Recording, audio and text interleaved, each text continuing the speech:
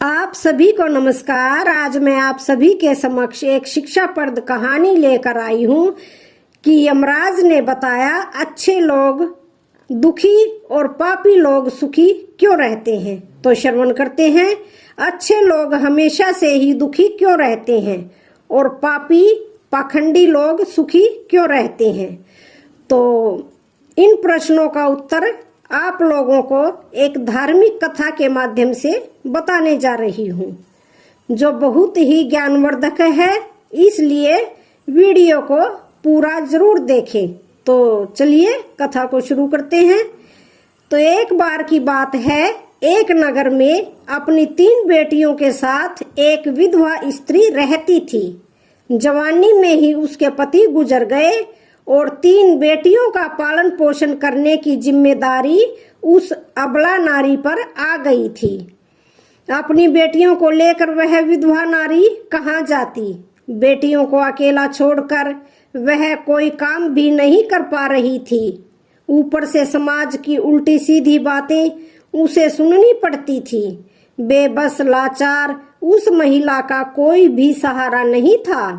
वह अपने पति को याद करके उन बच्चियों को जैसे तैसे पाल रही थी। फिर एक दिन वह बहुत अधिक चिंता करने के कारण बीमार हो गई। ऊपर से उन बच्चियों की भी चिंता थी कि इनका क्या होगा, कैसे इनका पालन पोषण होगा। इन्हीं बातों को सोच सोच कर एक दिन उसकी तबीयत बहुत ही बिगड़ गई और उसका अंत समय निकट आ गया। मृत्यु के समय यमराज का एक दूत उस विधवा स्त्री के प्राण लेने के लिए उसके पास पहुंच गए। यम का दूत उस स्त्री के प्राण लेने के लिए ही आया था, किंतु वहां का नजारा देखकर वे दुविधा में पड़ गया। उसने देखा कि वह विधवा स्त्री जमीन पर अचेत अवस्था में पड़ी है और उसकी 3 बेटियां उसके पास बैठकर रो रही हैं। यह दृश्य देखकर उस यम के दूत को बहुत दया आ गई। उससे उन छोटी बच्चियों की दशा नहीं देखी गई। वह सोचने लगा कि यदि मैं इस स्त्री के प्राण लेकर यमपुरी में चला गया तो यह बच्चियां बेसहारा हो जाएंगी। इन्हें सहारा कौन देगा, इनका पालन पोषण कौन करेगा। फिर कुछ देर तक सोचने के बाद यम का दूत उस विधवा स्त्री के प्राण लिए बगैर ही यमलोक लौट गया। यमलोक पहुंचने के बाद यमपुरी के राजा यमराज ने उससे पूछा कि तुम खाली हाथ क्यों आ गए? तुम तो उस विधवा स्त्री के प्राण लेने के लिए गए थे। तब उस यमदूत ने कहा, हे स्वामी, मेरी भूल को क्षमा करो। मैं चाह कर भी उस स्त्री के प्राण नहीं ले सका।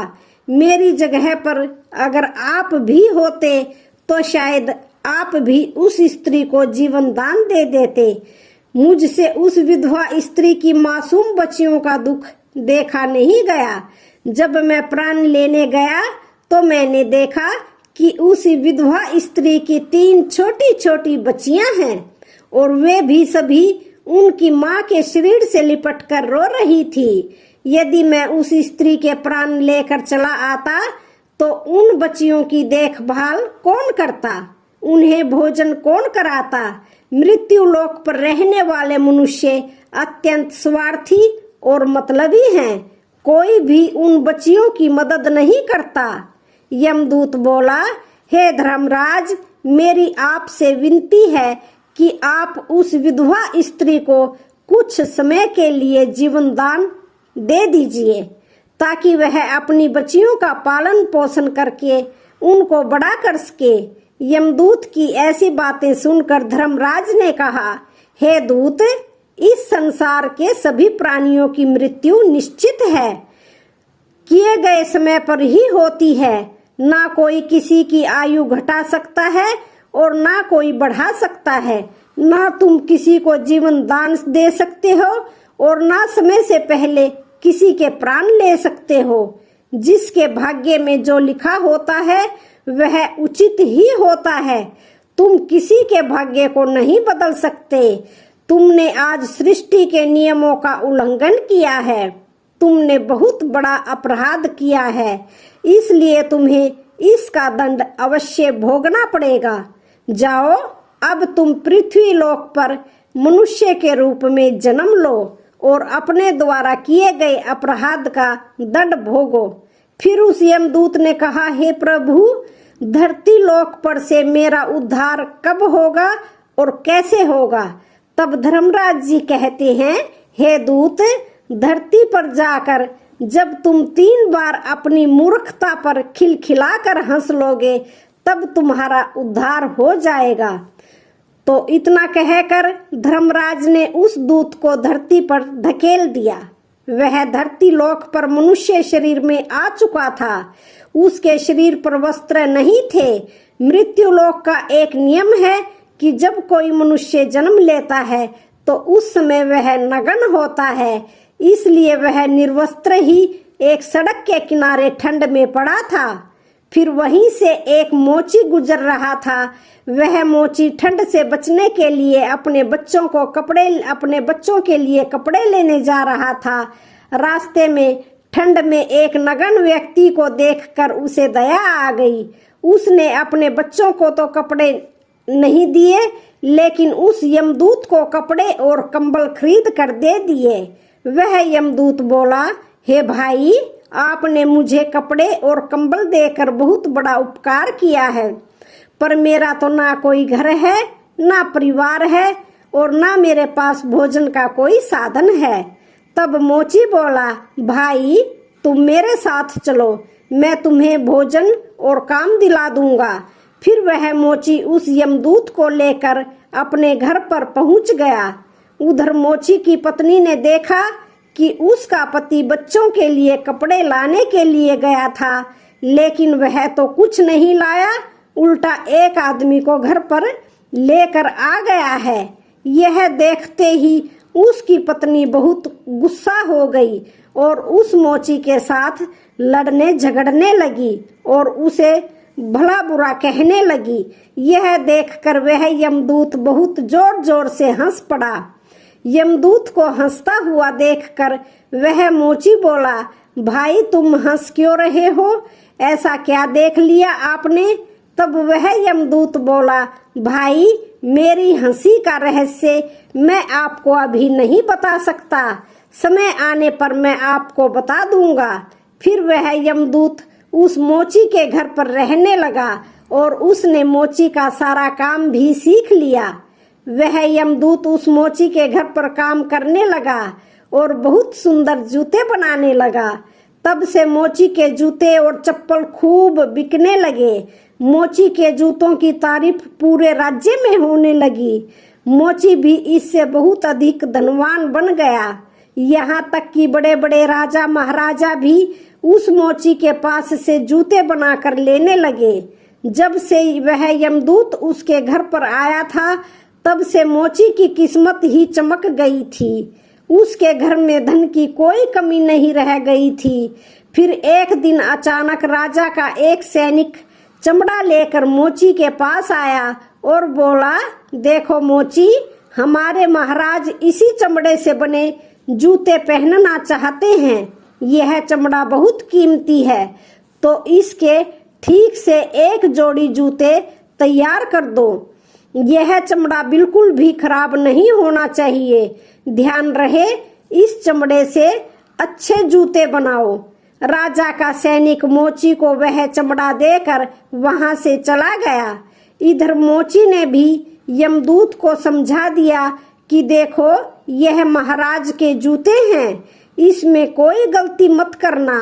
चमड़ा बहुत कीमती है, इसलिए इसे खराब मत करना। राजा को जूते चाहिए, इसलिए तुम इसके जूते ही बनवा देना। गलती से यदि चप्पल बना दी तो राजा बहुत गुस्सा करेंगे और हमें कठोर सजा मिलेगी। फिर मोची के इतना समझाने के बावजूद भी उस यमदूत ने जानबूझकर उस चमड़े की चप्पल बना दी। फिर जब उस मोची ने चप्पल देखी तो उसकी सांसें फूलने लगी। वह उस यमदूत को डांटने लगा, यहाँ तक कि डंडा लेकर उसे मारने के लिए दौड़ा और कहने लगा, अरे मूर्ख, यह तूने क्या कर दिया? तुझे बार बार समझाया था कि इसका जूता बनाना है, लेकिन तूने इसकी चप्पल बना दी।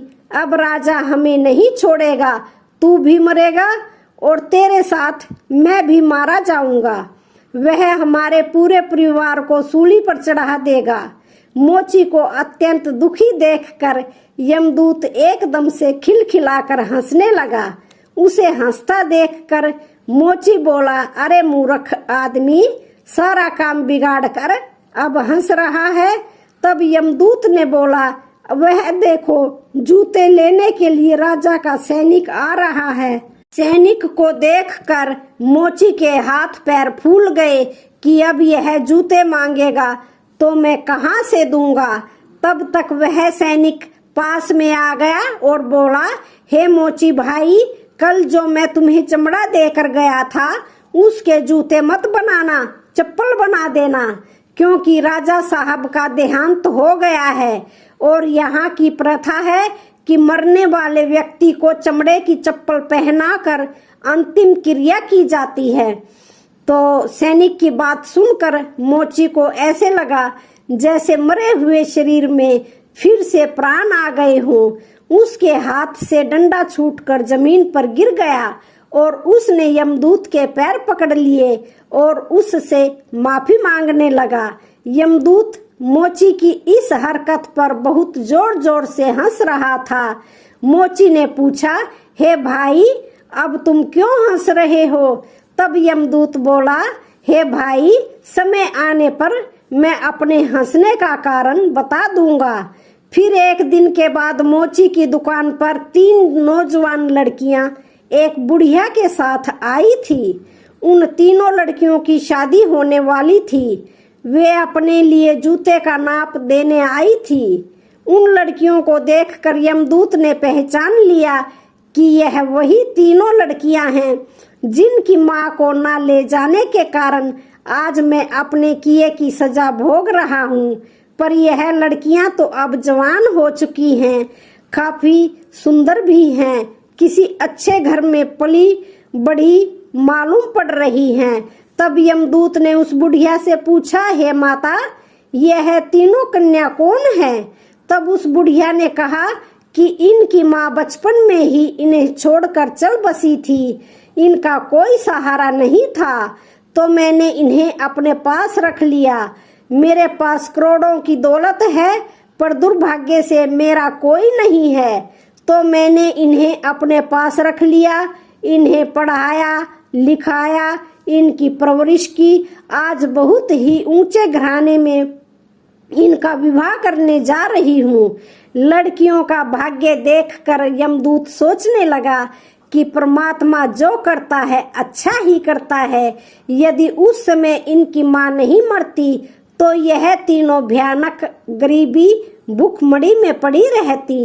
इनकी माँ के मरने के कारण लड़कियां बहुत बड़े घरों की बहुएं बनने जा रही हैं और इस बुढ़िया की करोड़ों करोड़ों की संपत्ति का मालिक भी बन चुकी हैं। और यह बात सोचकर पहले की अपनी मूर्खता को याद करके वह यमदूत जोर जोर से हंसने लगा। अब वह 3 बार हंस चुका था। यमदूत को हंसता देखकर मोची ने पूछा, हे भाई, अब तुम किसके लिए हंस रहे हो? कृपया अपनी हंसी का रहस्य मुझे समझाओ। तब यमदूत बोला, हे भाई, मैं 3 बार हंस चुका हूँ, अब मैं तुम्हें अपनी हंसी का कारण बताता हूँ। सुनो, मैं एक यमदूत हूँ। अभी जो 3 लड़कियां जूते का नाप देने आई थी, वो जब यह तीनों छोटी थी तो इनकी माँ मरने वाली थी और इनके पिता तो पहले ही मर चुके थे। इसलिए मैं इन तीनों लड़कियों पर तरस खाकर मैं इनकी माँ के प्राण नहीं ले गया। उसी कारण से धर्मराज ने मुझे श्राप देकर धरती पर भेज दिया। मैं निर्वस्त्र एक सड़क के किनारे पड़ा हुआ था। तब तुमने मुझे अपने घर बुलाया। घर आकर तुम्हारी पत्नी तुमसे खूब लड़ी थी, वह भी इसलिए कि तुमने अपने बच्चों के कपड़ों के पैसों से मेरे लिए कंबल और कपड़े खरीद लिए। तब मैं पहली बार तुम्हारी पत्नी को देखकर बहुत हंसा था। तुम्हारी पत्नी उन पैसों को देखकर दुखी हो रही थी जो तुमने मेरे ऊपर खर्च किए थे, पर तुम्हारी पत्नी उस लाभ को नहीं देख रही थी जो मेरे आने के कारण तुम्हारे घर की किस्मत बदलने वाली थी। दूसरी बार मुझे हंसी तुम्हारी मूर्खता को देख कर आई जब तुम मुझे राजा के लिए जूतों की जगह चप्पल बनाने के लिए डांट रहे थे। तुम केवल उस राजा के जूतों के बारे में सोच रहे थे, किंतु तुम्हें यह पता नहीं था कि राजा के साथ क्या घटना घट गई। पूरे गांव को पता चल गया था कि राजा की मृत्यु हो चुकी है, लेकिन तुम्हारा ध्यान तो राजा के जूतों पर ही था। वह हम वही देखकर या सोचकर हर्ष मनाते हैं जो हम देखते हैं, पर हम उसे नहीं देख पाते जो हमें दिखाई नहीं देता, पर होने वाला वही होता है। कई बार परमात्मा हमारे अच्छे के लिए, हमारी भलाई के लिए हमारे साथ कुछ बुरा करते हैं, पर हम उसी बुरे को देखकर परमात्मा को कोसने लगते हैं। हम उस अच्छे को नहीं देख पाते हैं जो भविष्य में हमारे साथ होने वाला है। कई बार हमारे साथ अच्छा होता है पर भविष्य में हमारे साथ बुरा हो जाता है। उस घटना को हम नहीं देख पाते। किसी घटना के साथ अच्छा या बुरा दोनों तरह के परिणाम जुड़े हो सकते हैं। हमें हर घटना को समय की होनी समझकर चलना चाहिए, स्वीकार करना चाहिए। तो अब हम आपको बताते हैं कि अच्छे लोग दुखी क्यों रहते हैं। इसके दोनों कारण यही हैं कि पहले तो अच्छे लोगों के साथ बुरा इसलिए होता है कि बाद में उनके साथ बहुत कुछ अच्छा होने वाला होता है। दूसरा कारण यह होता है कि जब मनुष्य के साथ कुछ बुरा होता है तो वह ईश्वर के पास चला जाता है, ईश्वर का नाम स्मरण करता है, जिससे उसके सभी पाप और दोष मिटने लगते हैं। ईश्वर की भक्ति ही मुक्ति का सच्चा मार्ग है, जो कि केवल अच्छे लोगों को ही ईश्वर की भक्ति करने का मौका बार बार मिलता है। तो आज इस प्रकार से वह यमदूत उस मोची को यह सीख देकर वहां से यमलोक चला गया। तो आज की कथा का यहीं पर समापन होता है। वीडियो अच्छी लगे तो चैनल को लाइक, शेयर, सब्सक्राइब जरूर करें। धन्यवाद।